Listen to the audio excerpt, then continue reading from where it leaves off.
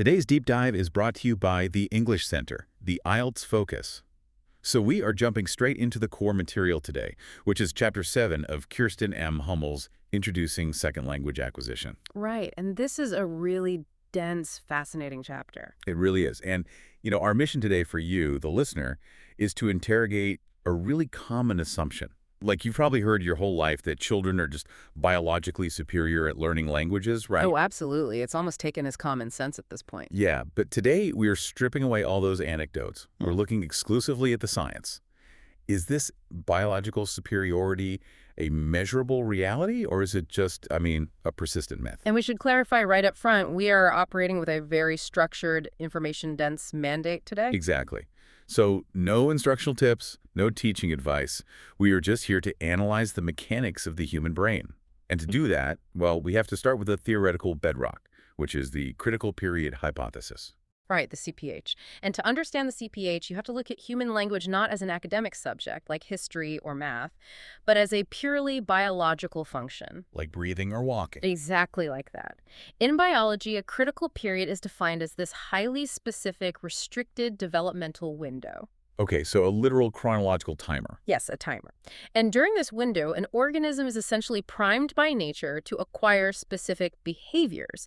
And it happens with absolute ease, immense speed, and crucially, without any external intervention or teaching. They just need to be in the right environment. Right. They just need exposure to the right environmental stimuli. But the defining characteristic of a critical period is that it has an absolute closure. The timer hits zero. The timer hits zero and the window shuts tight. Once that chronological window closes, acquiring those exact same behaviors becomes either fundamentally altered, meaning it requires labored, conscious effort, or it just becomes entirely impossible. See, the fascinating part about this hypothesis to me is that it didn't even originate in linguistics, right? Mm-hmm. It started in the animal kingdom. It did, yeah. Like, if we look at the work of the ethologist Konrad Lorenz in the mid-20th century, we see this exact biological timer in his studies on imprinting. Oh, the duckling studies. Those are classic. Right.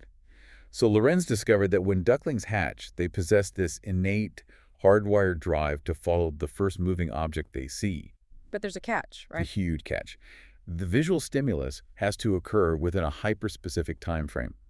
It's roughly between 9 and 21 hours after hatching. So a very narrow window. Super narrow. If you present a moving object to a duckling at, say, hour 15, the visual cortex and the motor systems lock together. The duckling imprints. And it will follow that object everywhere. Everywhere. Even if the object is a human researcher or, a mechanical toy.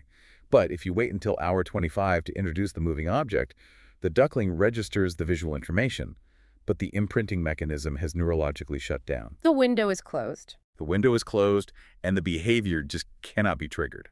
So the essential question for Chapter 7 is, well, how do we bridge the gap between avian imprinting and human syntax? Right. How did a duckling's timer get applied to human language? Exactly. Well, the translation to human neurobiology really began in 1959 with two neurologists, Wilder Penfield and Lamar Roblitz. And they weren't even studying language acquisition directly, were they? No, they were studying brain plasticity, but through the lens of neurological trauma. Right. They observed this really stark contrast in recovery rates between children and adults who had suffered severe brain injuries that resulted in aphasia. Aphasia being the loss of language. Exactly. So if a young child suffered damage to the language centers of the brain, they could often reacquire speech with just astonishing success. Because their brains were still flexible. Highly flexible.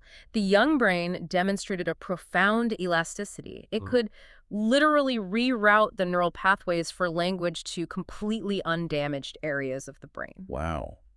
But adults couldn't do that.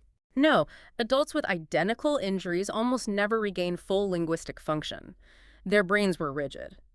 So, Penfield and Roberts hypothesized that the optimal window for human language learning, based on this plasticity, closed around the age of 9. Okay, but the CPH wasn't truly formalized into a comprehensive linguistic theory until a bit later. Right. That was Eric Lenneberg in his 1967 book, Biological Foundations of Language. And Lenneberg is the one who sets the specific parameters for the human language timer. He posits that the critical period begins around age 2 and explicitly ends at puberty. Right, puberty is the hard stop for Lenneberg. He argued that automatic acquisition, the ability to absorb a language merely through environmental exposure without explicitly studying it, just vanishes when puberty hits. It's gone. But we need to explain the why for the listener. What is the actual neurological mechanism that Lenneberg claimed acts as the lock on the door? He points to a process called cerebral lateralization. Okay, let's unpack lateralization. So, cerebral lateralization is basically the mechanism of neurological specialization. When a human infant is born, the brain possesses a high degree of what we call equipotentiality. Meaning equal potential. Exactly. It means that both the left and the right hemispheres of the brain have the potential to take on various cognitive tasks, and that includes language processing. The brain is highly malleable at that stage. But it doesn't stay that way. No, it doesn't. As the brain matures through childhood, cognitive functions become highly localized. They migrate to specific networks in specific hemispheres to increase processing efficiency. They settle into their permanent homes. Right. And for the vast majority of human beings, the complex functions of language, so syntax, phonology, semantic retrieval, they become strongly lateralized to the left hemisphere. Specifically in areas like Broca's area and Wernicke's area, right? Exactly. Okay, let me take an analogy here to see if it captures the mechanism. Let's think of equipotentiality like pouring wet cement. Okay, I like where this is going. So the young brain is entirely fluid. You can press a handprint into it, which, represents a new language, and the impression is made flawlessly. It requires no real force. Because it's wet. Right. And Lenneberg is essentially arguing that lateralization is the process of the cement drying. By puberty, the cement has completely set into a specialized, rigid shape. That's a great visualization. So if you want to make a new mark on dried cement, if you want to learn a second language as an adult, you can't just press your hand into it. You have to grab a chisel and a hammer. You have to do the work. Yeah, you have to engage the brain's executive functioning. You can still build a structure, but you are chipping away at it with conscious, labored effort. But does lateralization mean the brain's elasticity is completely destroyed? Well, the wet cement analogy gets us part of the way there, but it implies this sort of passive drying process. We need to refine it to accurately represent the active neurology of the brain. Okay, how so? The brain does not just dry up, it actively prunes itself. Think of the infant brain as a vast, wildly overgrown forest of neural connections. Just massive amounts of pathways. Exactly. As lateralization occurs, the brain undergoes what we call synaptic pruning. It actively destroys the neural pathways that are not being used. It just kills them off. It deletes them to save energy while heavily reinforcing and insulating the pathways that are being used for the first language. And that insulation is called myelination, right? Spot on. Myelination makes the left hemisphere language circuits incredibly fast and efficient, but heavily entrenched. So it's not that the brain is dead or dry, it's that the neural real estate has been fully allocated and paved over for the first language. I see. So the roads are already built and they only go to one destination. Precisely. According to Lenneberg's strict CPH, the specific biological faculty designed to naturally acquire language, the universal grammar hardware, is shut down after lateralization. So an adult learner is locked out of that hardware. Right. When an adult learns a second language, they are no longer using their innate language faculty. They are forced to use general cognitive problem-solving networks. They're treating a language like a math problem. Exactly, like a complex algebraic equation. They're relying on logic, memory, and conscious deduction. But, if the adult brain is relying on general intelligence and logic, that actually raises a fascinating paradox. How so? Well, adults are exponentially smarter than toddlers. An adult has a fully developed prefrontal cortex, massive working memory, advanced analytical skills. A 2-year-old struggles to hold a spoon. That's very true. Yet the toddler effortlessly masters complex syntactic structures, while the highly intelligent adult spends years studying grammar books and still makes foundational errors. It is a massive discrepancy. Why does advanced intelligence fail to conquer language?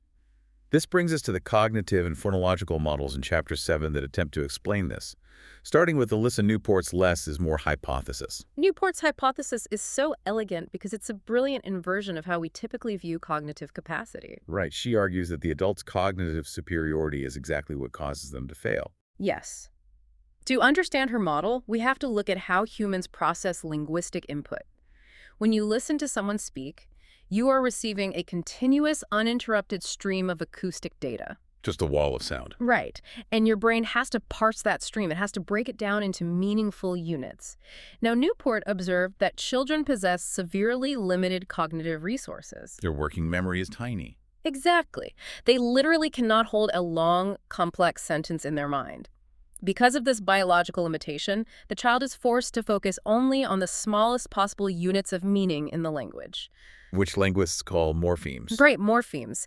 So they hear a word like unbelievable, and because they cannot process the whole concept at once, their brain hones in on the tiny pieces. The prefix, unli, the root believe, the suffix amable. Exactly. So basically, because the child's processing window is so small, they are inadvertently analyzing the fundamental building blocks of the grammar. They don't have a choice. They are doing microscopic structural analysis precisely because they lack the bandwidth to see the big picture.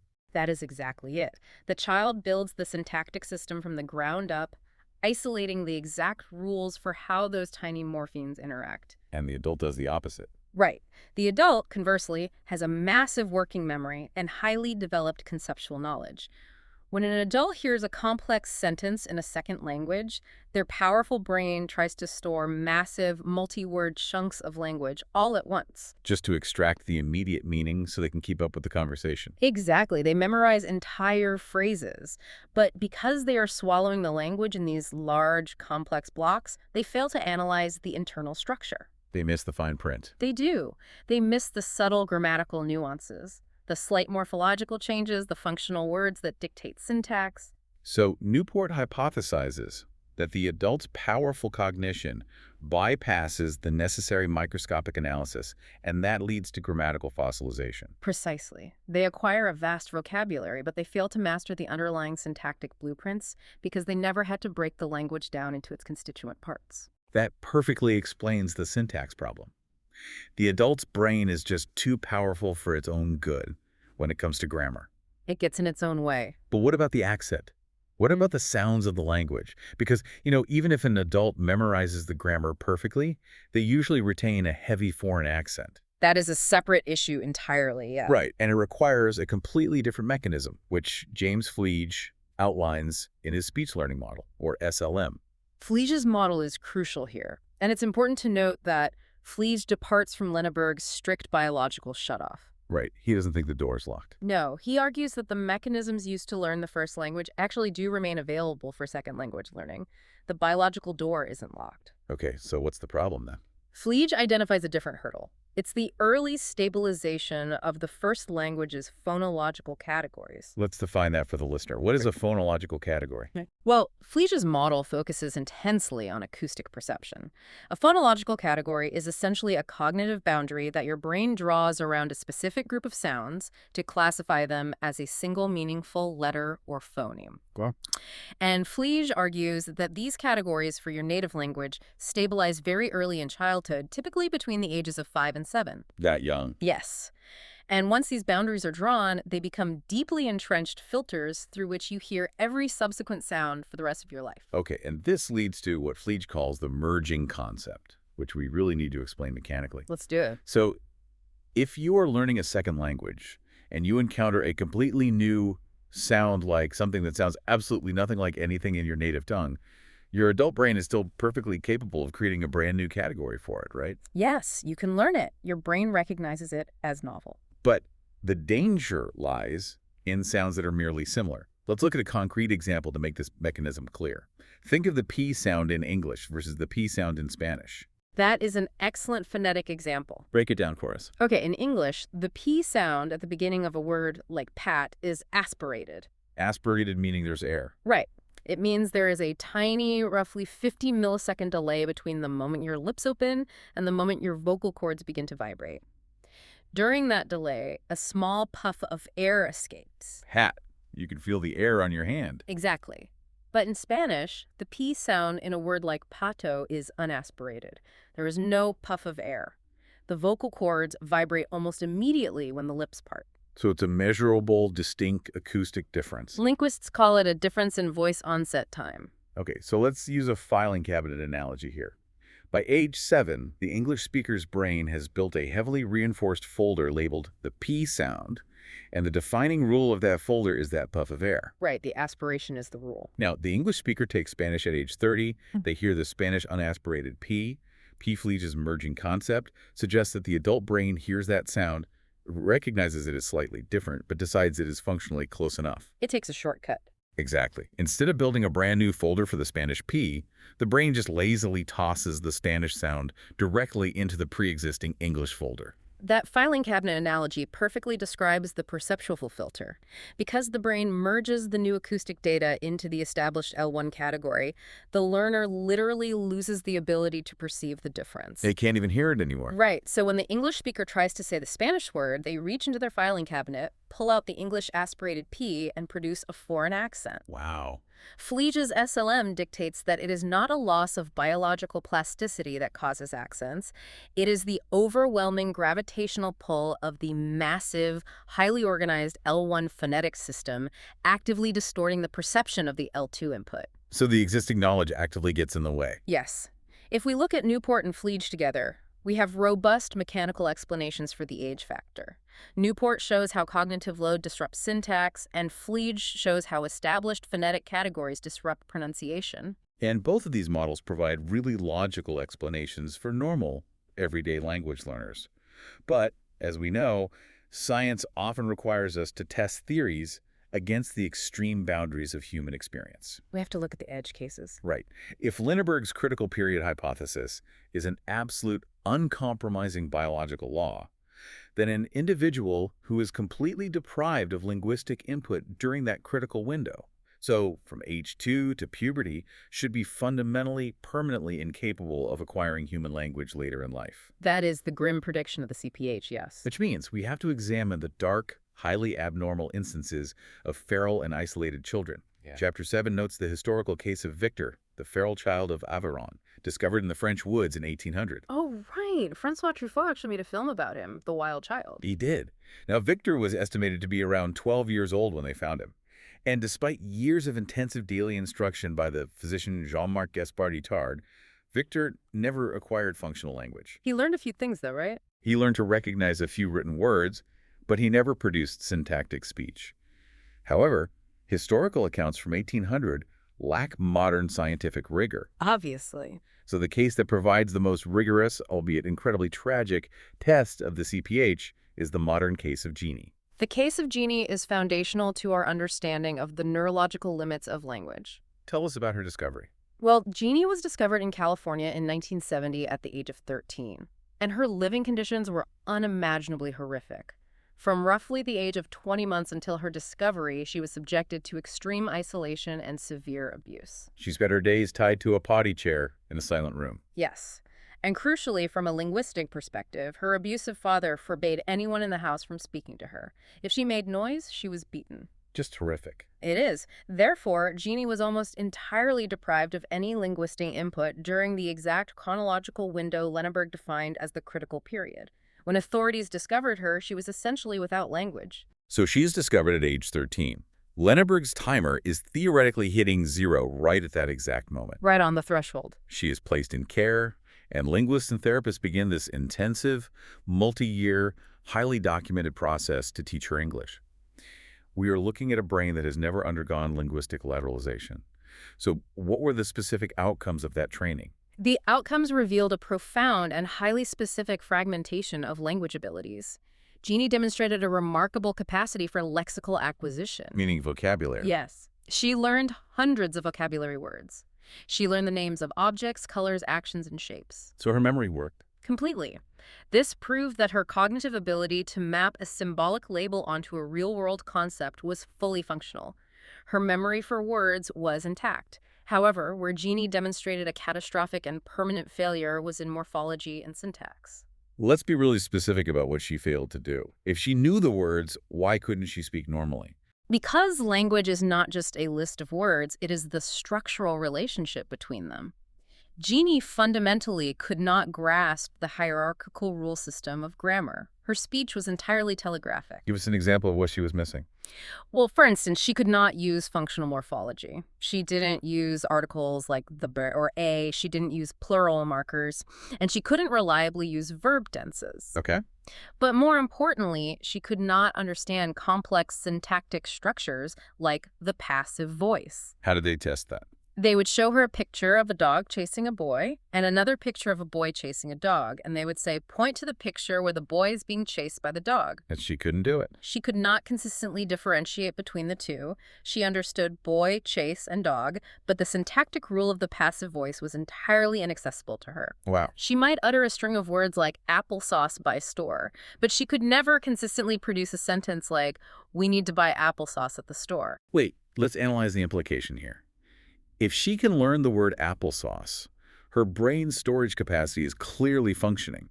She can memorize information. Yes. So why does her inability to learn syntax prove the CPH?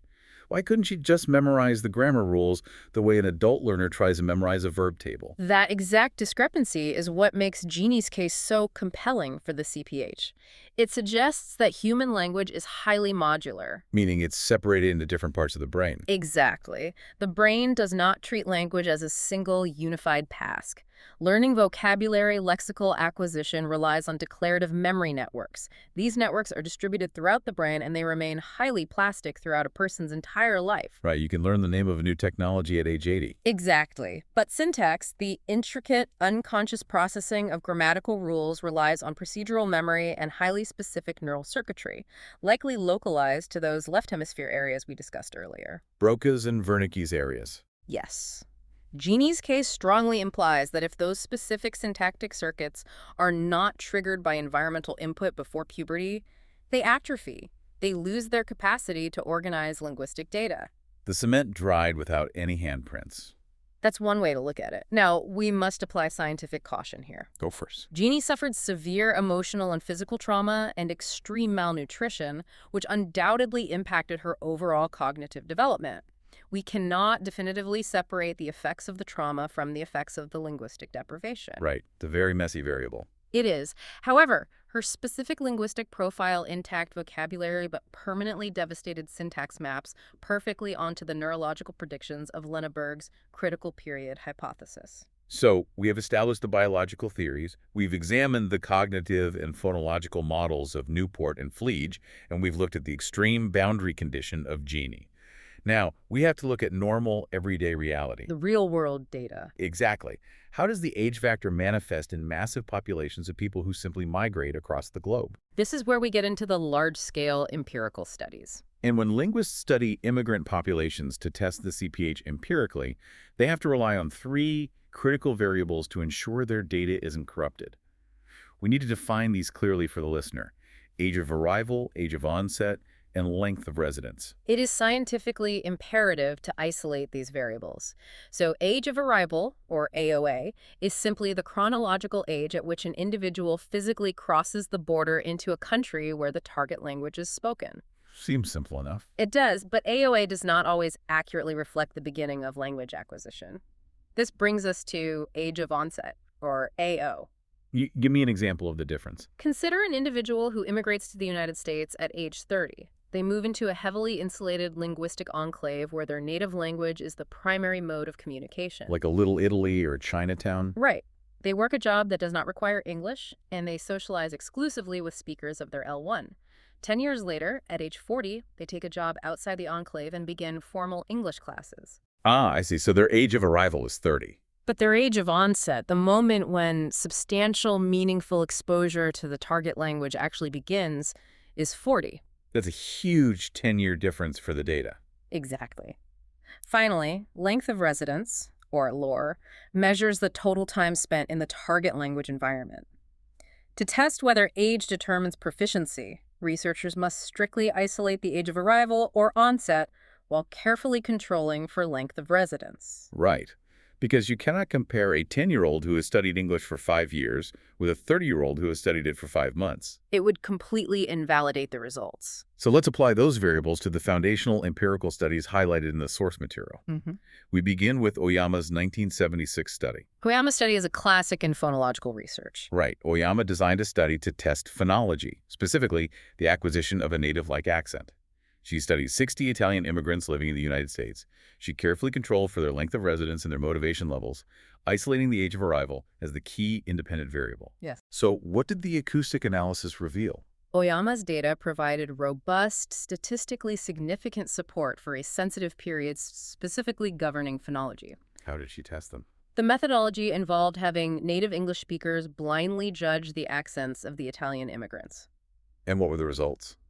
The results were stark. An early age of arrival, specifically arriving between the ages of 6 and 10, was the single strongest predictor of achieving a native-like American English pronunciation. And what about the later arrivals? The immigrants who arrived after puberty, regardless of how many decades they had lived in the United States or how intensely they desired to integrate, uniformly retained a detectable Italian accent. Wow. So Oyama's data perfectly aligns with Fleege's speech learning model. It validates it entirely.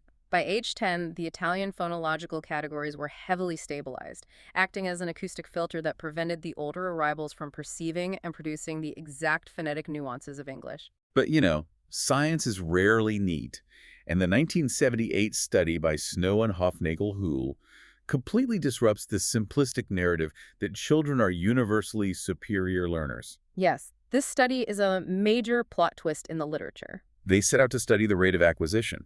They tested 96 native English speakers who were learning Dutch naturalistically after moving to the Netherlands. And they divided the subjects into different age groups, right? Right. Young children, older children, teenagers, and adults. They tested them multiple times over the course of a year using tests that measured morphology, translation skills, and pronunciation. The findings of the Snow and Hofnagel-Hull study are absolutely critical because they force us to distinguish between the rate of acquisition and the ultimate attainment of proficiency. Rate versus ultimate attainment. Okay, unpack that. When they analyzed the test scores from the first few months of exposure to Dutch, the young children were not the fastest learners.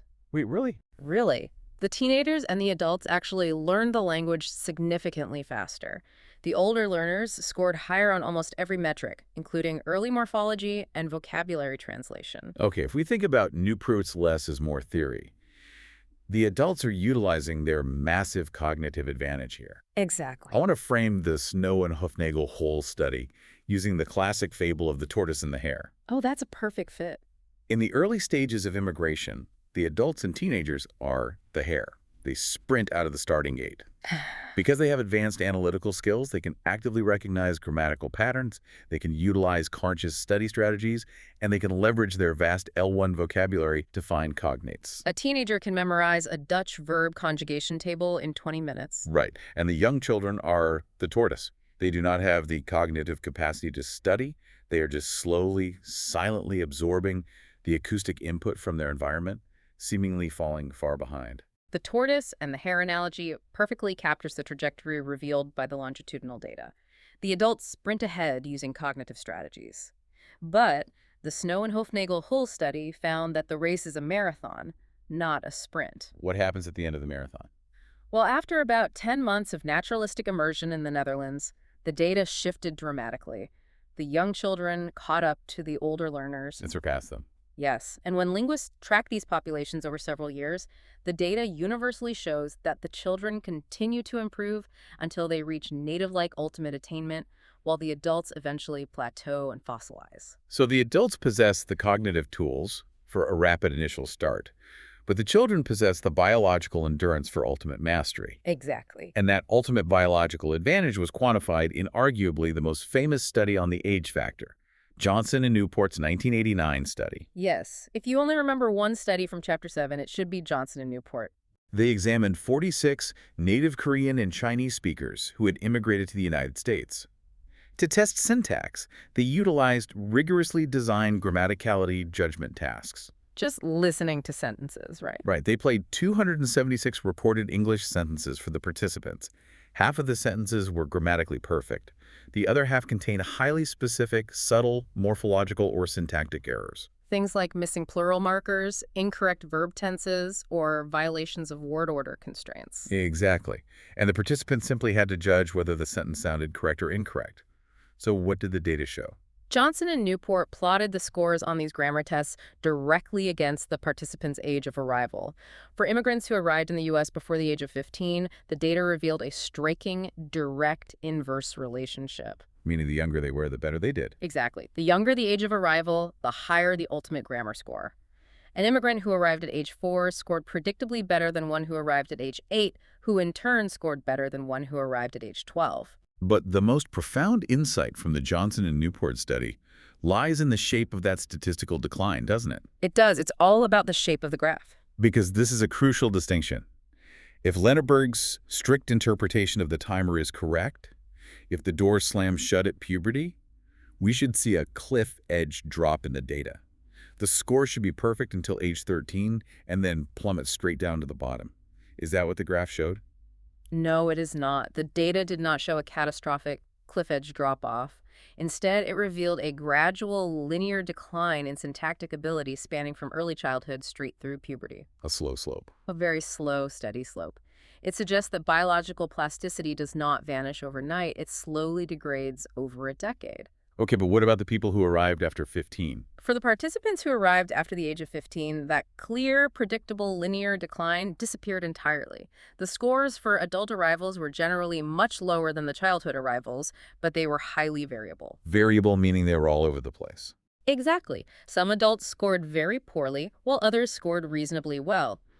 This high variance among adult learners suggests that once the biological sensitive period has passed, age is no longer the primary factor dictating success.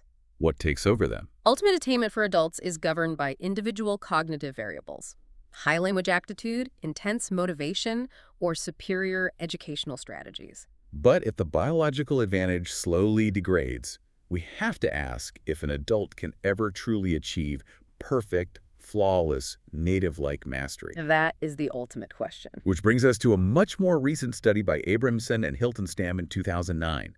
They actively searched for the absolute best-case scenarios.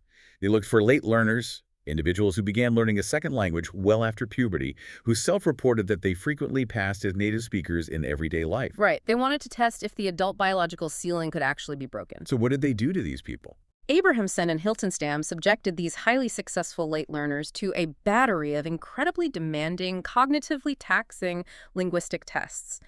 They didn't just test casual conversation in a relaxed environment. They put them under pressure. Extreme pressure. They tested the participants' ability to perceive speech heavily masked by white noise.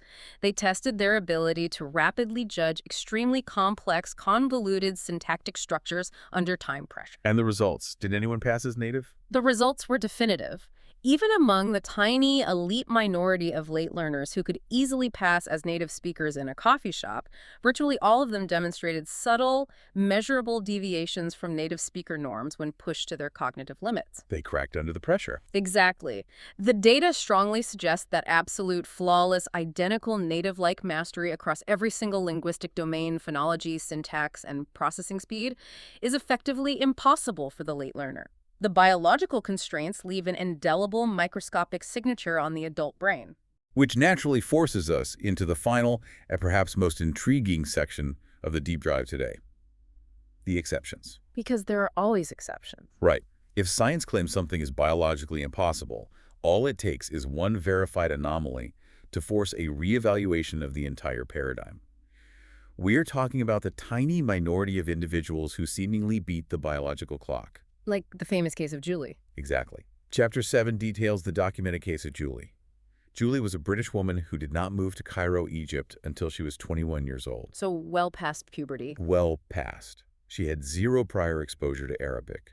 Crucially, her age of onset was firmly in adulthood. Now, she learned Egyptian Arabic entirely naturalistically. She never took a formal language class, she didn't study grammar textbooks, and she didn't use flashcards. She just absorbed it through immersion, like a child. Exactly. And after living in Egypt for 26 years, researchers decided to subject her to intense linguistic scrutiny to test the critical period. And the results of Julie's testing challenged the absolute nature of the biological blockade. How so? Researchers had 13 independent native speakers of Egyptian Arabic judge recordings of Julie's speech. 7 out of the 13 judges confidently categorized her as a native speaker. Just from hearing her voice? Yes.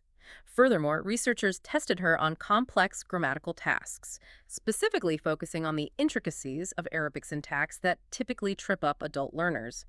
She performed at a near-perfect level, indistinguishable from the native control group. Okay, let me push back on this. Please do. If the critical period hypothesis is an immutable law of human neurobiology, like the law of gravity or the requirement for oxygen, then a case like Julie simply cannot exist. You can't just occasionally defy a biological law. That's a very fair point. The fact that an adult at age 21 achieved native-like pronunciation and syntax entirely through naturalistic exposure without the conscious study strategies that Newport and Fleege say adults must rely on seems to break the theory completely. It definitely forces a revision. Are people like Julie simply linguistic mutants? Do they possess a freak genetic mutation that leaves their neuroplasticity permanently switched on? Or does Julie prove that the critical period is just a strong general tendency rather than a hard biological law? Well, calling them mutants is a bit colloquial, but you are hitting on the precise debate in the field right now. The current scientific consensus, heavily influenced by cases like Julie, has shifted away from Lenneberg's strict critical period and toward the concept of a sensitive period. A sensitive period? What's the distinction? A sensitive period implies a very strong biologically driven epoch where the neurological conditions for language acquisition are optimal. The system is incredibly efficient during this time. However, it is not an impenetrable biological vault. The door isn't locked, it's just really heavy. Exactly. The existence of exceptions proves that the boundaries are permeable. Individuals like Julie are likely operating at the extreme upper tail of the normal human distribution for specific cognitive traits. So she's just incredibly gifted. We must consider a confluence of extraordinary individual differences here. She likely possessed an off-the-charts innate language aptitude, exceptional working memory for phonological sequences, an intense psychological motivation to integrate into Egyptian society, and an immersive environment that provided massive amounts of high-quality linguistic input. What's the perfect storm? Right. Julie's brain essentially utilized exceptional cognitive horsepower to override the biological decline. That makes sense. And there is another type of exception that highlights how different parts of the brain handle language, known as the Joseph Conrad phenomenon. A very famous example. Joseph Conrad was born in Poland. He did not speak fluent English until his 20s, yet he became one of the most celebrated prose stylists in the history of English literature. He wrote masterpieces like Heart of Darkness. His vocabulary was staggering. Unbelievable. He mastered English vocabulary, complex syntax, and stylistic nuance to an elite, world-class level that surpassed millions of native speakers. But historically, it is documented that Conrad retained a remarkably heavy, thick Polish accent when he spoke English for his entire life. The Joseph Conrad phenomenon beautifully illustrates the modularity of the brain that we discussed with Jeannie, but from the opposite angle. How do you mean? Well, Conrad demonstrates that a late learner can achieve unparalleled historic mastery in the cognitive domains of language syntax, semantics, and vocabulary. He utilized his highly developed adult intellect to conquer the structure of English. But his accent betrayed him. Exactly. His heavy accent perfectly demonstrates the rigid biological constraints of Fleege's speech learning model. While his intellect conquered the grammar, his phonological perception remained permanently bound by the early childhood stabilization of his Polish sound categories. The filing cabinets were already built. Right. He could write a perfect English sentence, but he physically could not bypass the acoustic filters established by his L1. It proves that the timer for pronunciation runs on a fundamentally different, much stricter biological clock than the timer for cognitive grammar. So let's synthesize this incredibly dense analysis of Chapter 7. We've taken a strict, data-driven journey through the age factor today. We've covered a lot of ground. We have, and the science clearly demonstrates that biology heavily favors the young. The neurological realities of cerebral lateralization, combined with the early stabilization of phonological categories, grant children a profound advantage in acquiring perfect pronunciation and flawlessly integrating complex syntax. They definitely have the biological edge. And we've seen through the data of Snow and Huffnagel, Cole, that the advanced cognitive strategies of adults give them a short-term boost, the hare sprinting out of the gate, but that the young tortoise ultimately wins the marathon of ultimate attainment due to biological endurance. Usually, yes. Yet the existence of exceptional individuals like Julie definitively proves that the door to language mastery is never fully locked and bolted shut. Precisely. The empirical data reveals a highly complex interplay. Language acquisition is not determined by a single monolithic switch. The whole control panel. Right. It is governed by a network of interacting variables. You have the gradual decline of neurological plasticity, the cognitive constraints on working memory, the acoustic interference of the first language, and the overriding power of individual aptitude and motivation. It's incredibly nuanced. It is a nuanced reality that completely refutes a simple binary conclusion of, children can, adults cannot. To conclude our deep dive today, I want to present a final, provocative paradigm shift drawn from the closing analysis of the source material. For this entire discussion, we have been implicitly judging the adult language learner against a single, specific benchmark. The monolingual native speaker. Exactly. Every test, from Oyama to Johnson and Newport to Abramson, measures the L2 learner against someone who only speaks one language. But empirical neurological research demonstrates that having two languages in a single human mind inevitably means those languages crosswire. They constantly interact to the brain. They merge and influence each other at a fundamental structural level. The first language alters the second, and the second language subtly alters the first. It's a two-way street. So if the bilingual brain is structurally, acoustically, and functionally different from a monolingual brain, we have to ask a foundational scientific question. Is it logically valid to judge a bilingual system against a monolingual standard? That's a huge question for the field. If the adult learner's brain is naturally cross-wired by their L1, perhaps our entire definition of linguistic success requires a fundamental redefinition. An adult learner is not a broken monolingual failing to achieve perfection. They are a developing bilingual, operating a highly complex dual-language neural network. It really reframes the whole endeavor. It does. It leaves us pondering whether the gold standard of language learning has been scientifically flawed from the very beginning. So I want you to imagine for a second that your brain is this sprawling, wildly overgrown botanical garden. Okay, I'm picturing it. Right. And every possible plant, flower, weed from every continent on Earth is just growing in this garden all at once. Sounds pretty chaotic. Oh, it's totally chaotic. It's dense. It's overwhelmingly alive. Mm-hmm. But by the time you're about 1 year old, your brain takes a look around at your specific environment. It sees what's actually useful. Exactly. It realizes you only need a few specific local plants to survive. So what does it do? It brings out the machetes. I love this analogy. It just starts hacking away. It aggressively, permanently hacks away at everything else. It destroys pathways. It literally burns down entire sections of the garden just to make room for the handful of plants that actually matter. Which is, an act of violent biological pruning. Right.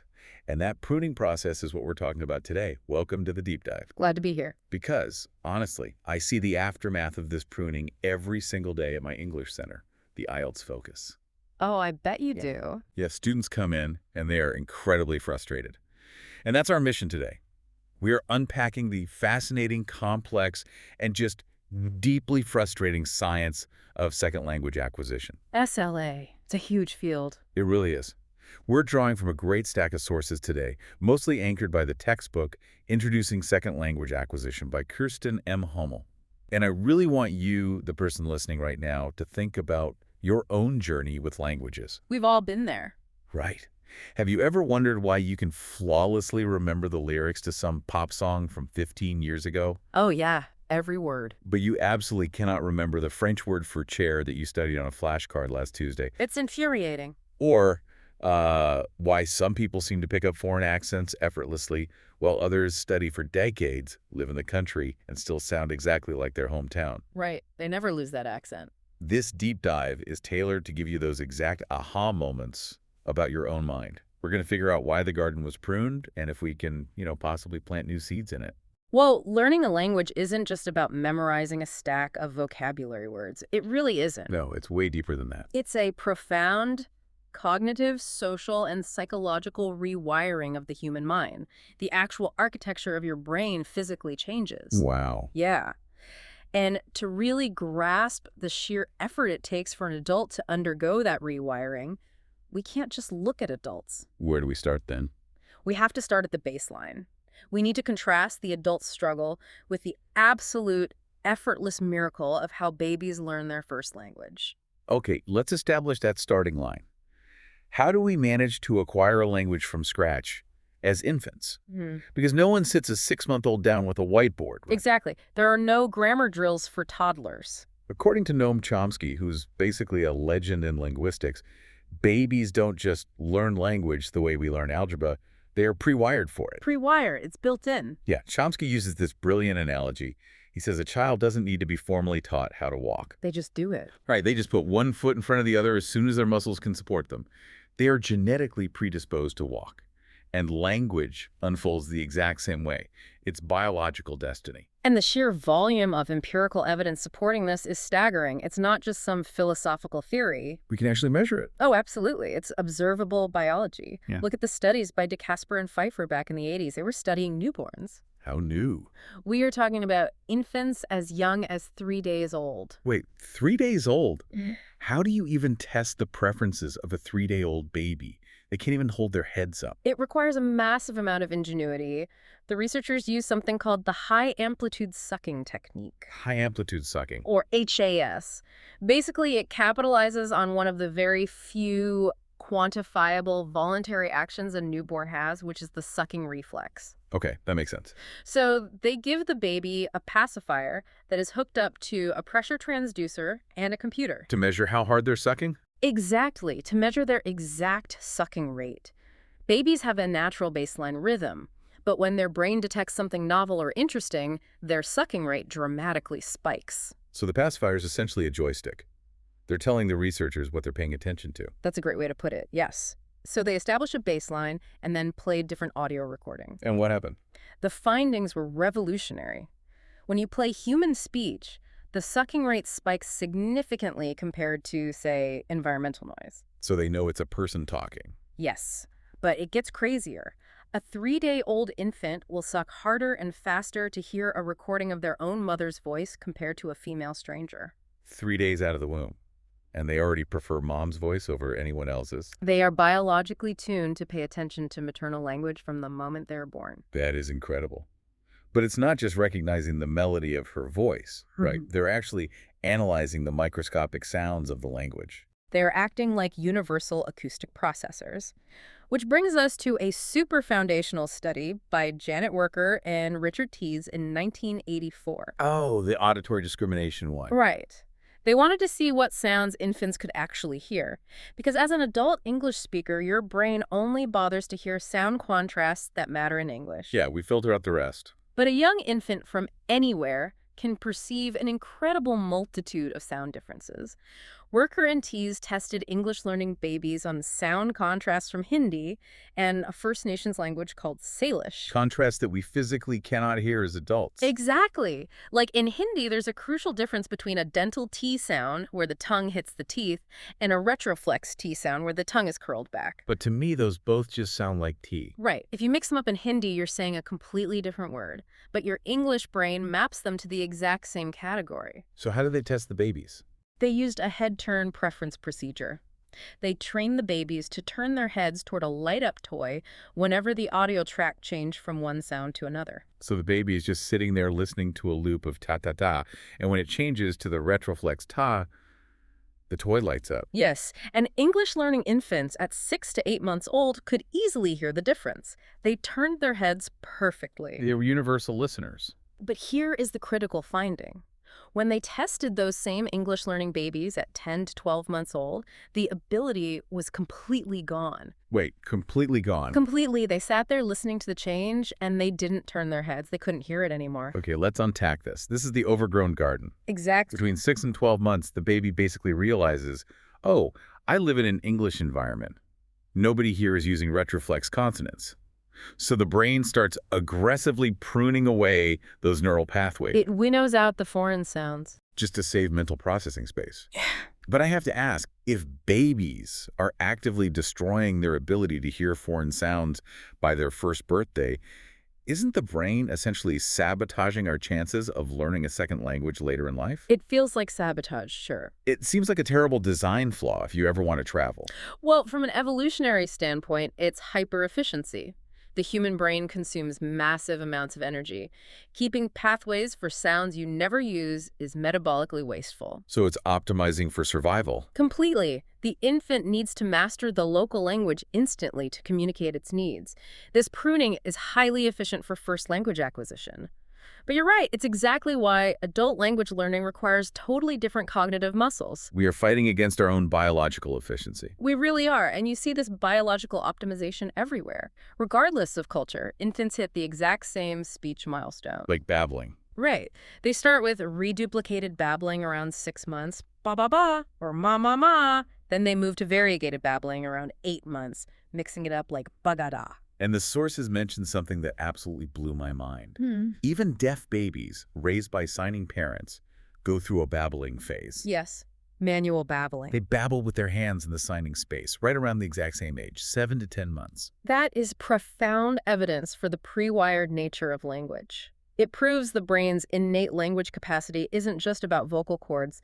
It's an emotal cognitive mechanism searching for expression. It'll use whatever tools it has, voice or hands. Exactly. And from babbling, they hit the holophrastic stage at 1 year. One word standing in for a whole thought, like juice, meaning I want the apple juice right now. And then the telegraphic stage. Daddy, go. Yeah. 2 words, skipping the complex grammar. So by the time we're toddlers, the garden is pruned. The native sounds are locked in. And we did it without a single textbook or grammar drill. Which brings us to the great divide, the adult struggle. Yes. Second language acquisition, SLA. Because a landscape for an adult is just entirely different. We aren't universal listeners anymore. The neurological differences are huge, but the environmental differences are just as staggering. Think about the input an infant gets. Thousands of hours of child-directed speech. Child-directed speech, CDS. Basically the baby talk voice. Right, the high-pitched, sing-song voice. But functionally, it's highly sophisticated. Caregivers slow down, exaggerate intonation, repeat things constantly. They tailor it exactly to the child's level. And it's super contextual. You hold up an apple and say apple. There is joint attention. Now contrast that with an adult trying to learn a language. Sitting in a fluorescent lit classroom for 3 hours a week. Exactly. Out of context. And in the real world, native speakers rarely accommodate adults like they do babies. They speak at full speed, using idioms. It's like comparing a fish swimming in the ocean to someone trying to learn to swim by reading a manual in the desert. The conditions are hostile. And this massive gap is why we have so many theories about how adults actually manage to learn a second language. Let's look at Stephen Krashen's monitor model. Oh, Crash is huge. Huge in the 70s and 80s. His whole theory revolves around comprehensible input. He argued we only acquire language by understanding messages. Just input. Input that's slightly above your current level. He called it I+1. But the fascinating part is his affective filter hypothesis. The affective filter. Explain that, because I feel like everyone has experienced it. Krashen said that even with perfect input, acquisition won't happen if the learner's affective filter is raised. So what raises the filter? Is it an actual physical thing? It's a psychological state, anxiety, low self-confidence, lack of motivation. If you're stressed about making mistakes, a mental block goes up. The linguistic data literally bounces off the wall and can't reach your subconscious processing centers. This explains so much. You study Spanish for 3 years, you know your conjugations, but the second you land in Madrid and a native speaker asks you a question, your mind goes blank. Total panic. You can't even say hello. The filter slams shut, and your working memory is hijacked by anxiety instead of syntax. It's the perfect real-world example. Your cognitive resources are fighting a perceived emotional threat. So input isn't everything. Right. Later, researchers realized passive listening wasn't the whole story. Michael Long proposed the interaction hypothesis. He said it's about the negotiation for meaning. Negotiation for meaning. It sounds like a hostage situation. It's getting your hands dirty in the friction of conversation. Imagine you use the wrong word with a native speaker. They look confused. So communication breaks down. Exactly. At that moment, you negotiate. They ask for clarification. You modify your output, try a different structure, use hand gestures.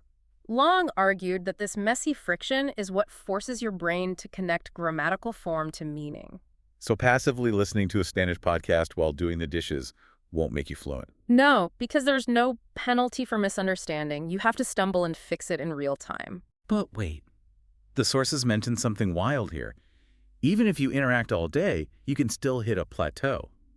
Which brings us to Richard Schmidt and his noticing hypothesis. Ah, the story of Wes. Tell us about Wes, because this blew my mind. Wes was a native Japanese speaker, an artist living in Hawaii. Schmidt shadowed him for 3 years, recording his conversations. Wes was super social.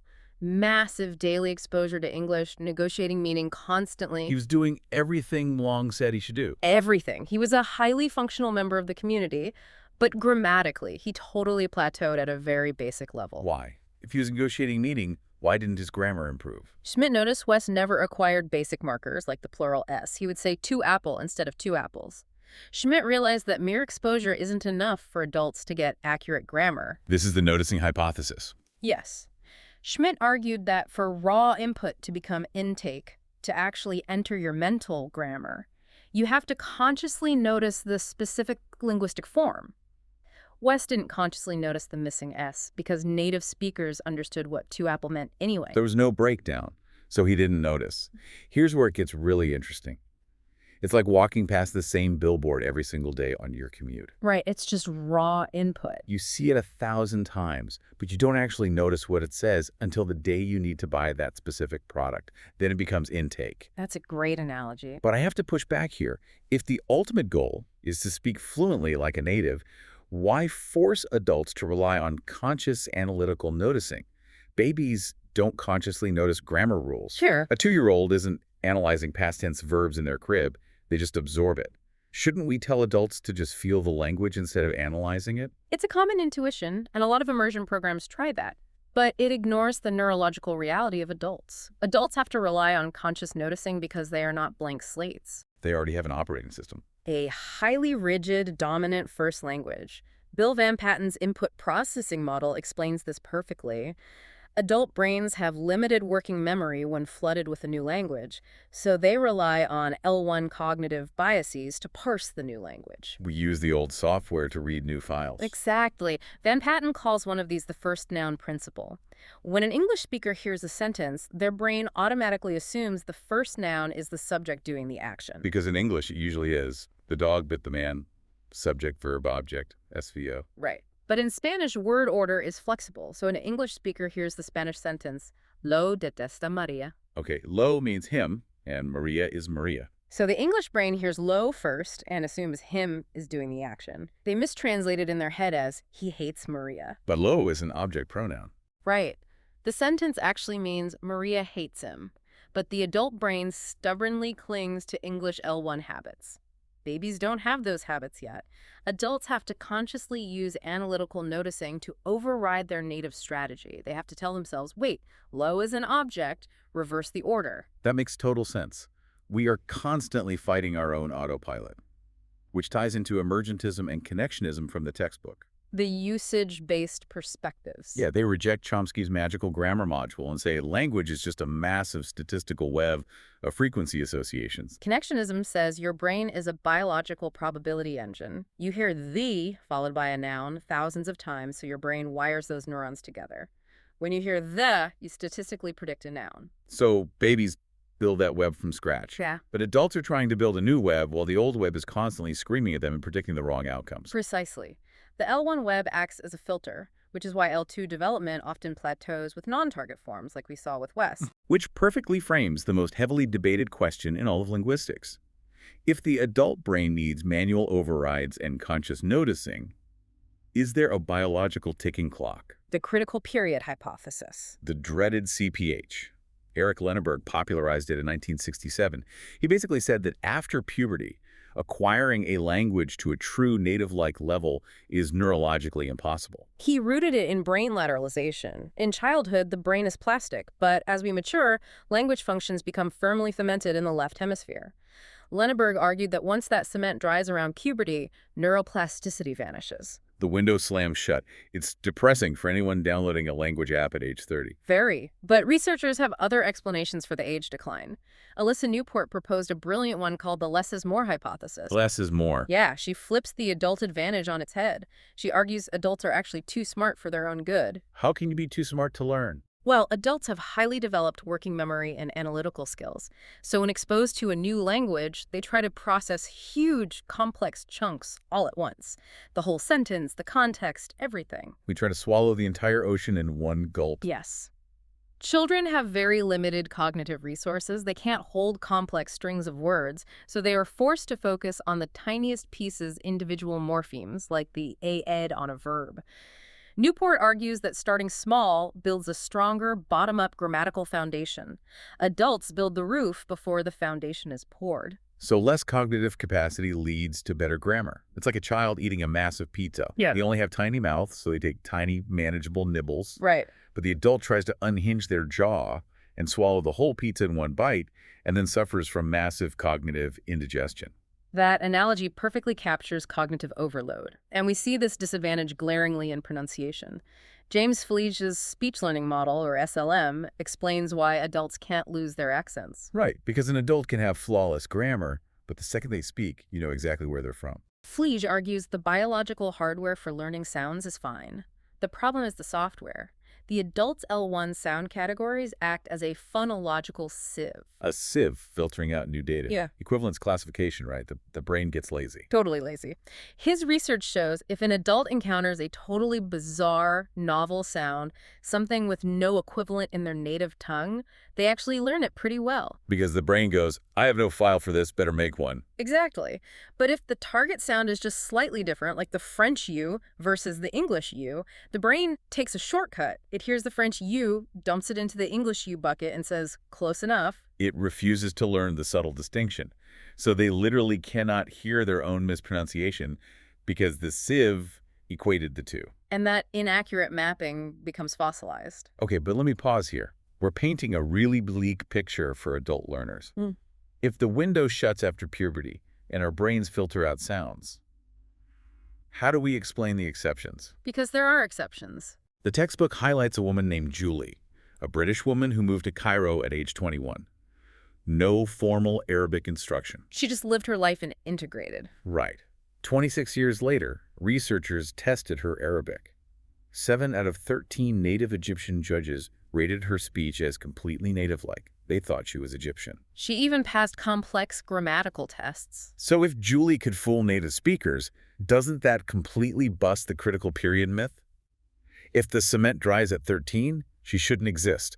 So do adults just stop putting themselves in environments where they have to negotiate meaning? That is the debate that keeps linguists up at night. Julie is an exceptional outlier. She challenges the strictest interpretations of the CPH. But not everyone agrees. No. Researchers like Abramson and Hiltenstam argue that 100% native likeness across every domain is basically impossible for late learners.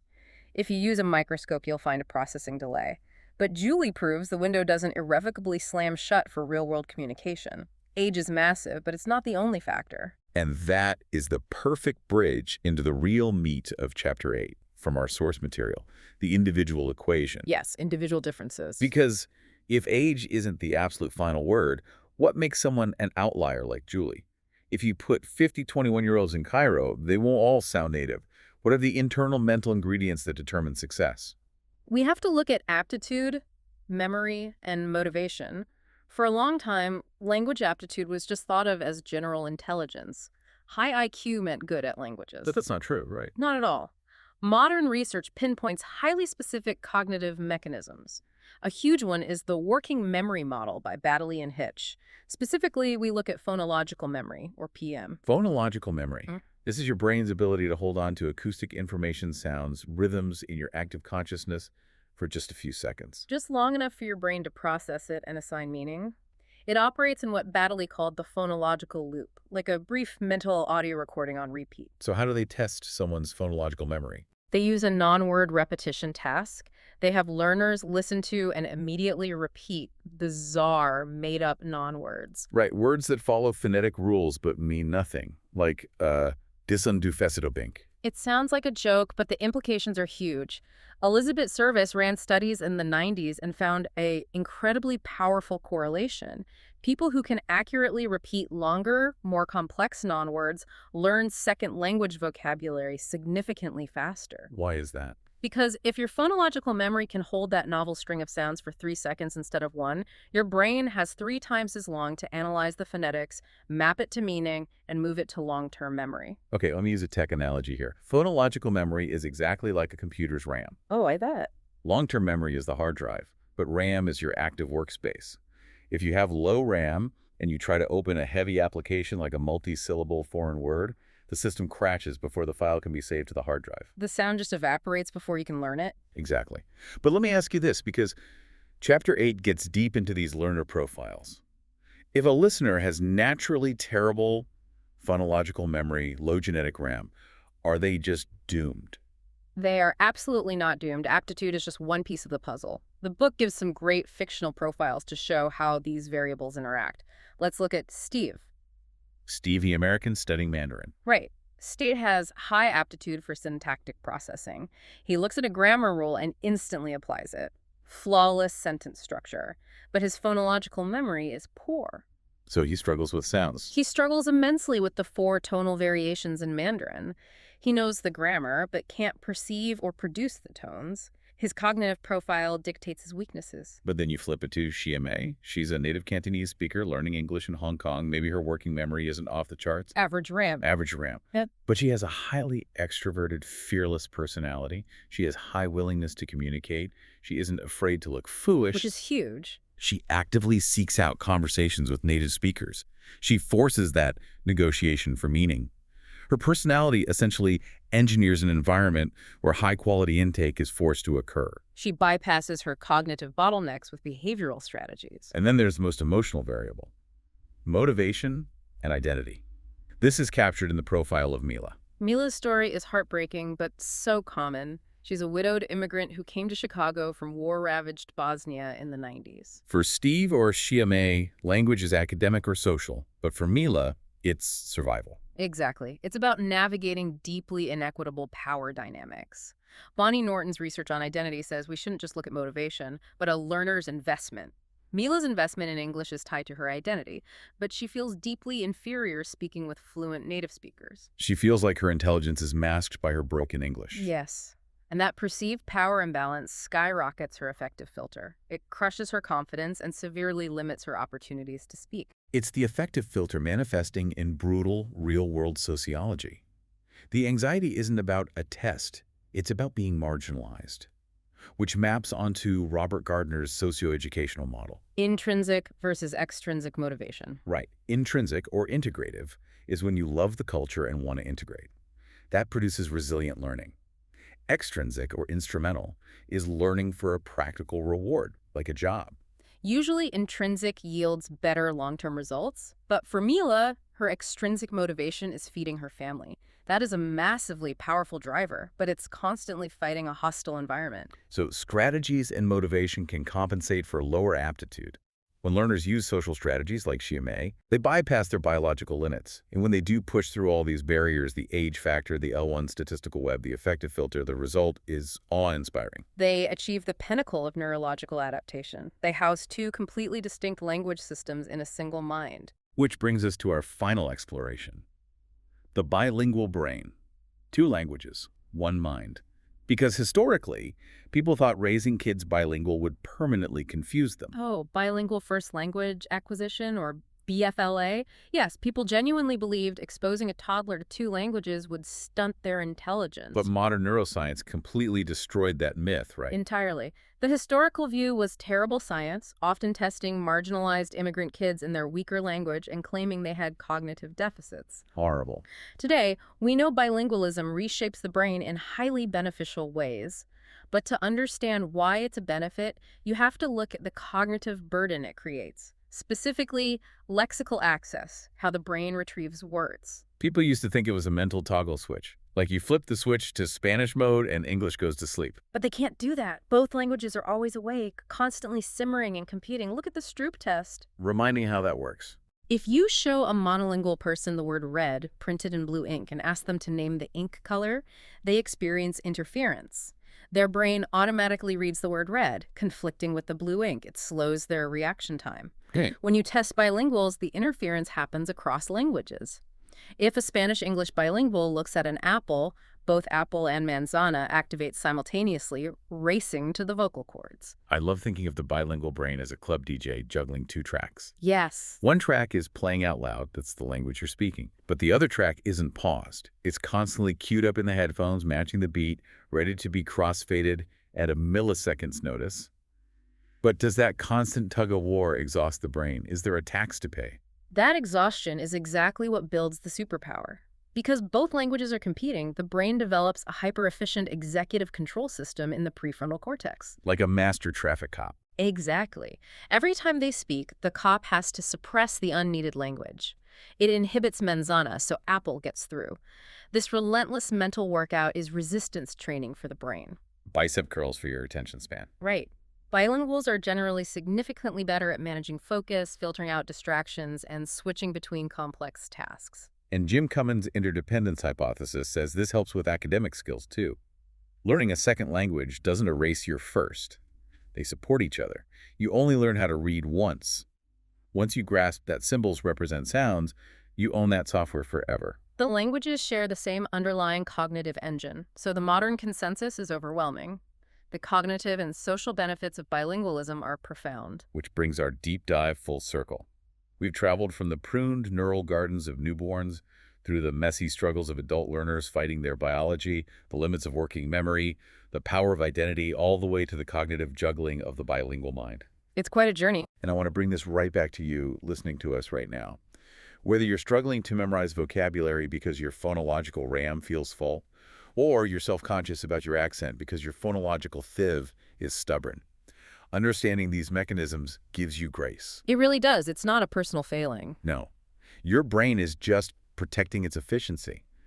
Once you understand the machinery, like recognizing your effective filter is too high, you have the tools to overcome your biology. You can't fix the engine until you know how the gears move. Exactly.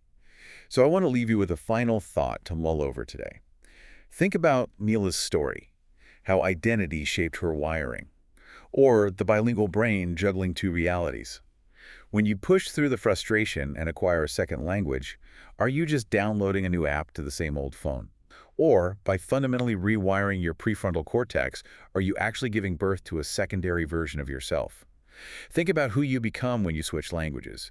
Does your personality shift? Does your perception of the world change? We will leave you to explore the landscape of your own mind.